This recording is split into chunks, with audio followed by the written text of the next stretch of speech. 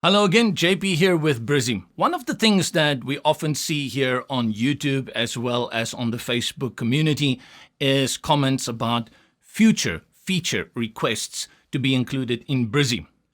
Unfortunately, these two places aren't the right places to post those feature requests, as we've got dedicated areas you can do that.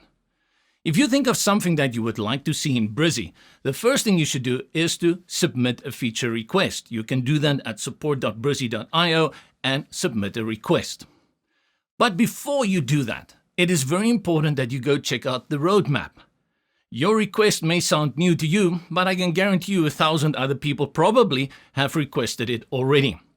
So when you go to brizy.io or brizy.cloud, look out for the roadmaps for both the WordPress plugin and Brizy Cloud. Here we show you everything that has been already requested, which we have included in the roadmap, those that we are currently working on, and those that recently have been included. We greatly appreciate all the submissions we get to help make Brizy a better and more enjoyable product for you.